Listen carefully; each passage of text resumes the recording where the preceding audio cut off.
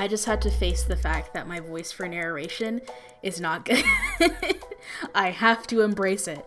Anyway, I wanted to talk about how businesses have everyone fucked up when it comes to marketing, and particularly brand personification.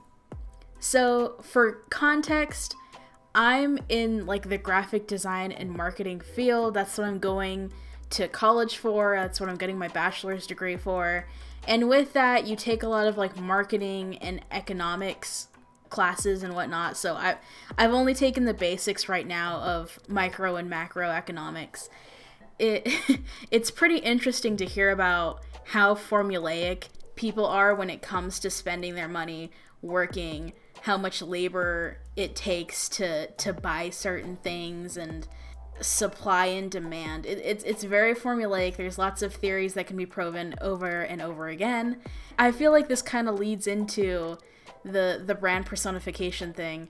For example, something you learn in microeconomics is leisure time versus labor supply. So there's like an equilibrium that businesses have to be aware of. They're essentially trying to pay their employees enough to not be mad, to be comfortable in their jobs, but also not too much money to where they go on vacations often, because then they're not working. And we need to make money, so we don't want to pay them too much to where they're like, I'm going to take a week off of work because I have enough money to go on the vacation I always wanted to go on. You don't want to give them that much. You want to give them enough to where it's like, oh, they'll take like a day off, but they can't depend on their money too much to have luxury vacations whenever they feel like it.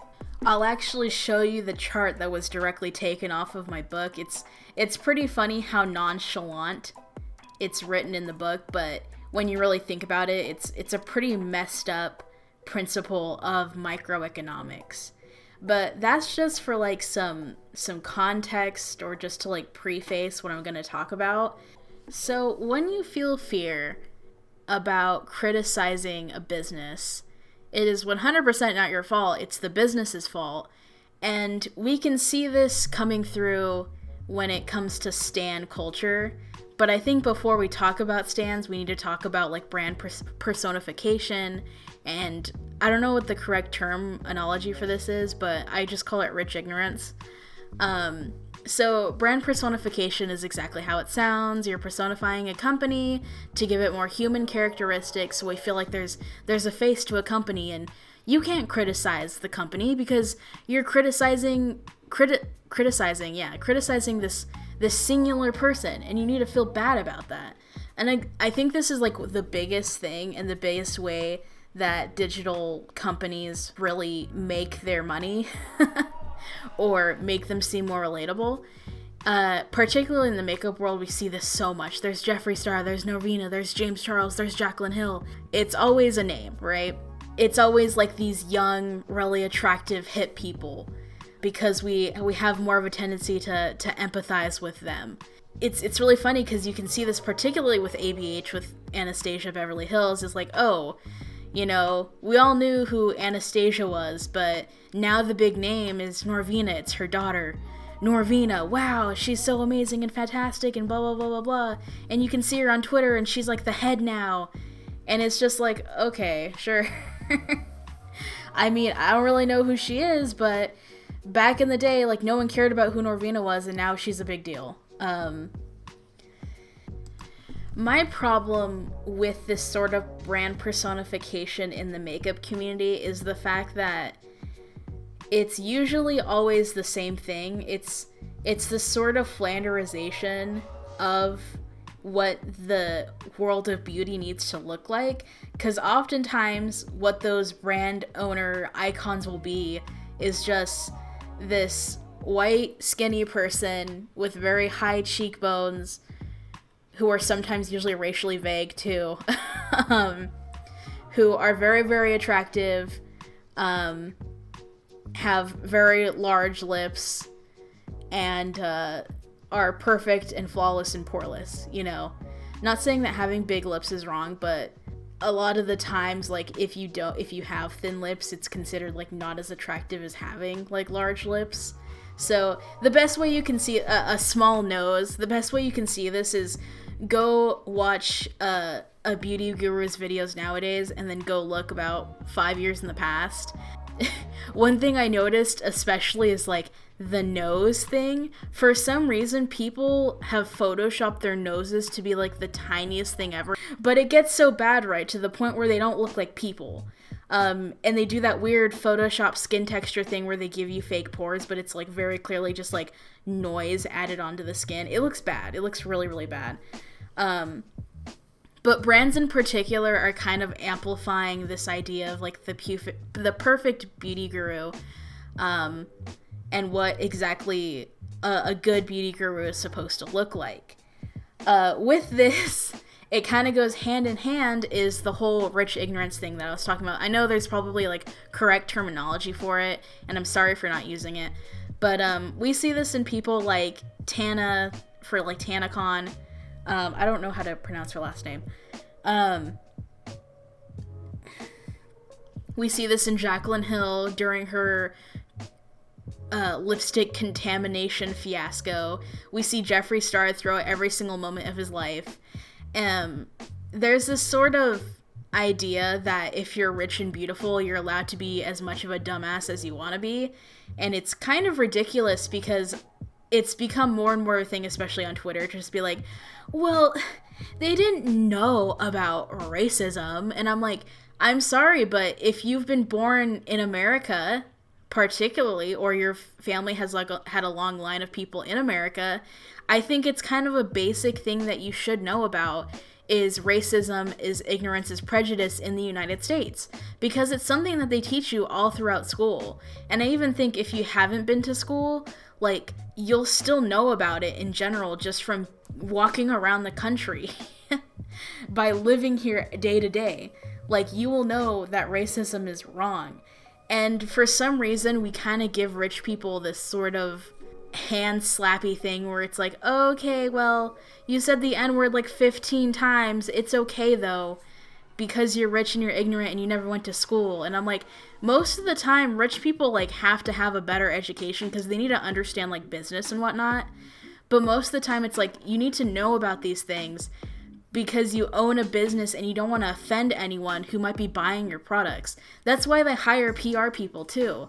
It's not just about racism. It's not just about, like, class stuff.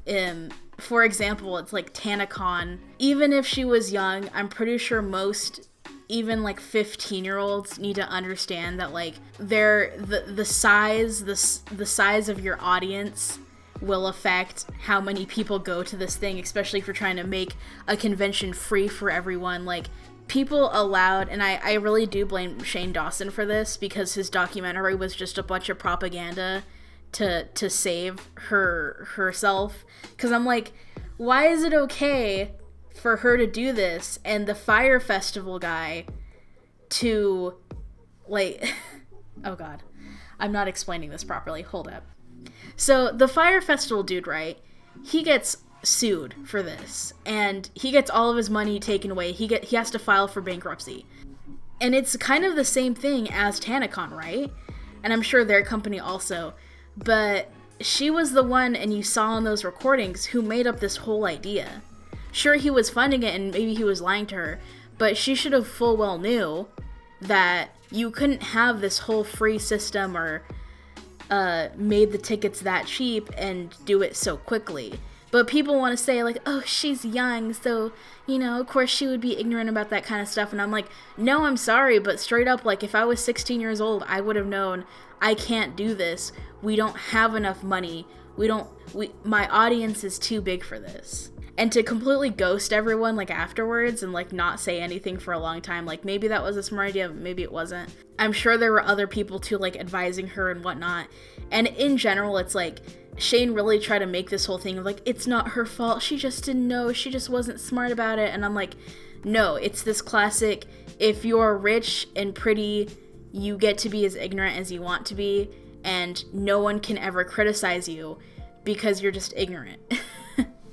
And it's really stupid because all of these rich people full well have the capabilities capability of becoming educated, like going to school, going to university, going to college. They have the potential to do that, and they choose not to do that because they want to stay ignorant. They want to make sure that people always think that they're more stupid compared to the rest of the population. I'm like, no, if we expect the rest of the human population in the United States to understand that this is wrong, why do magically, because you're rich, you don't have to be held to those same standards?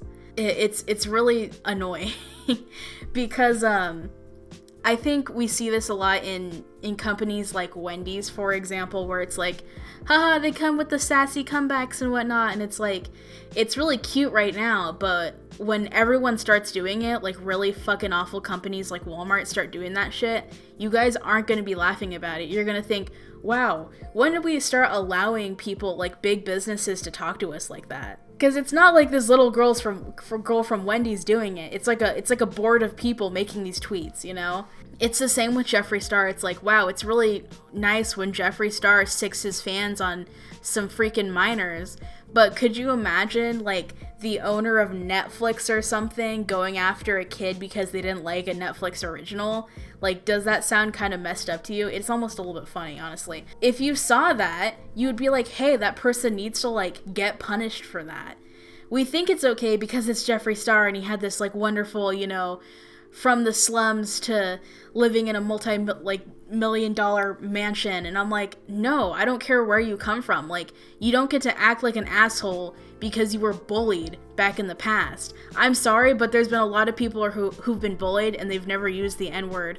They've never used, like, a racist or prejudiced term for another person. Like, my family, for example, my parents are from Mexico. We're like the first generation of people to be here in the United States. I've never said the N-word. My parents have never said the N-word. None of my family says the N-word at any time. Even if we're super, super mad, we never say the N-word. And my family's not even from this country.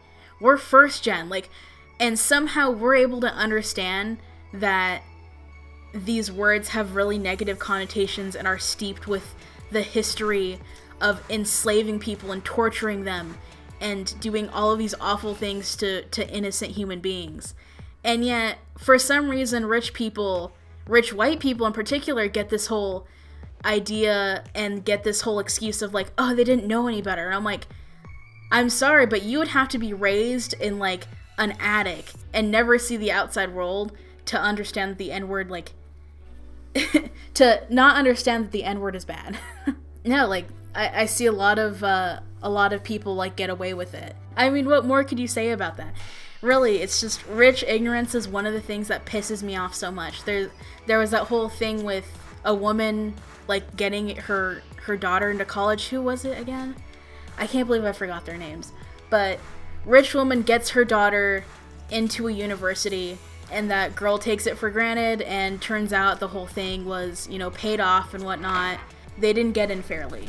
The daughter is allowed to act like she's ridiculously ignorant. It's like, oh, she didn't know any better. Her mom was doing it. And I was like, then why did she take the pictures of her pretending to be in, like, the kayaking? Think about it logically. Even, I think you could understand it if you were 16 years old. Like, why is my mom making me take all of these pictures of me pretending to be a part of this university that I'm applying for's team? And you have to realize too, it's like, to get into a university, there's so many different things you have to do. You have to send in your official transcripts. You have to add all of this different information. It's like, did your mom do all of that for you? No, you also had to do that too. And you can clearly tell if you can get into a university or not, depending on your GPA. You do not get to act rich and act like you don't understand how the process of applying to a university works. You don't just get in from handing people money. You also need to have a good GPA. I bet she knew exactly what her GPA was. I bet she knew it was bad. I bet she knew full well that she probably wouldn't be able to make it into that college if it weren't for her mom. And that's why she took those photos. She knew what was happening. I promise you she does. I'll say the word allegedly because I don't want to get sued. They're going to see my fucking 5U video. Whatever. I don't care. She knew what she was doing, and everyone tried to make this whole fucking thing of, she's a little girl. She doesn't know what she's doing. She has no idea. And I'm like, no, fuck that. She's applying for university. She's not a fucking kid. Stop. Rich ignorance is not okay, is what I'm trying to say. Stop letting rich people be dumbasses. That's the moral of that point. This rich ignorance is kind of used for the whole stan thing. Bringing it back to the stans. So when it comes to stans, businesses act ignorant in the fact that they pretend that their stans aren't doing anything wrong. They pretend they don't have the audience that they have, and they pretend that they're not sicking their fans on other people criticizing their products. Because you know full well, if you're gonna personify a brand, like Jeffree Star's brand, for example, and he's acting like he's actively on Twitter all the time and talking to his fans, why couldn't he tell people, hey, please don't harass other people if they criticize one of my palettes? It's easy as that, right? They could just say that and they wouldn't be held liable, in my opinion.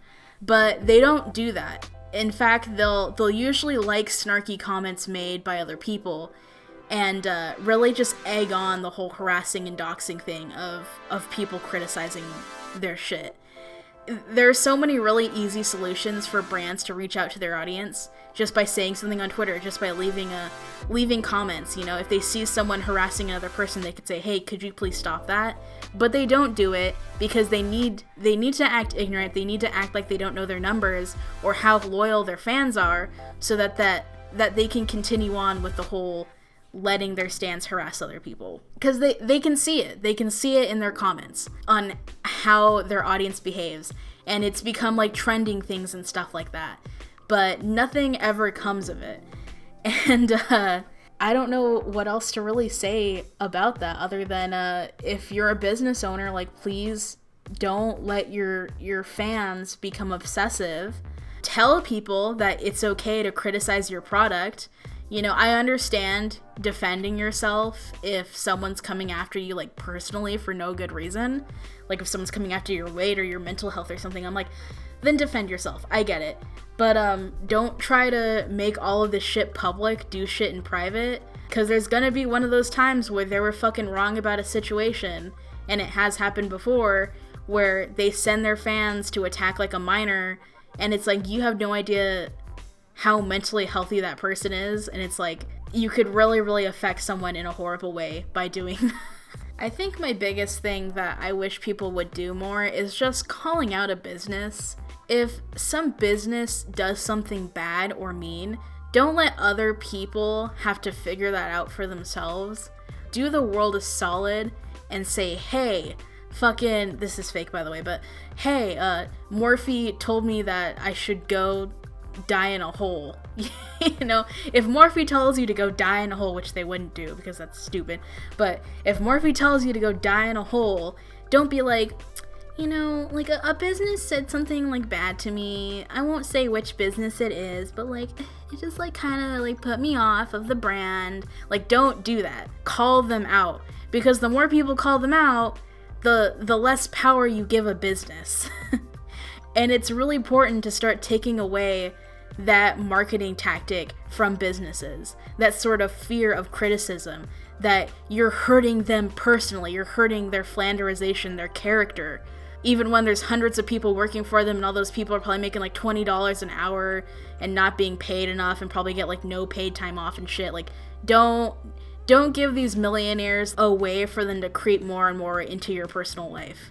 That's all I can say about that. Like, if you feel intimidated by a business by saying anything wrong about a business, you need to call out that business. The more people do it, the more likely you are to be safe. It sucks. I know stans suck and they won't change. But the more people who speak out, I feel like the more of a community you make of people who get this new sense of freedom. Because they're taking that freedom away from you. And it's kind of messed up when you think about it, because it's just the makeup industry, you know, it's just pressed pigments. And we've kind of made it this really horrible capitalistic bullshit. Anyway, that's all for me for right now. Just context for this drawing too, by the way. At the very end, I changed the colors around a lot because I didn't like the color palette, but that's why you see there's like a major difference between the last part of it and when I was drawing it. But it was just a simple sketch. I just needed something to play in the background while I talked. One last note though, if you are afraid to talk ill about a company, I understand. It's really hard to be courageous when people can literally dox you for stupid bullshit. So if you're not comfortable with talking about something, I get it. I just hope people realize that businesses are trying to take that power away from you through very, very manipulative tactics, and we have to keep them in check. Anyway, thank you for watching. I know I don't post videos often, but it is kind of hard for me to record when sometimes the screen recording on my iPad just stops working even though I have plenty of space. Anyway, I'll try to make more videos in the future with topics that aren't really serious. I like talking about random stupid shit, and of course there are also going to be videos where I don't talk at all. But for now, don't forget to relax your shoulders and have a wonderful day.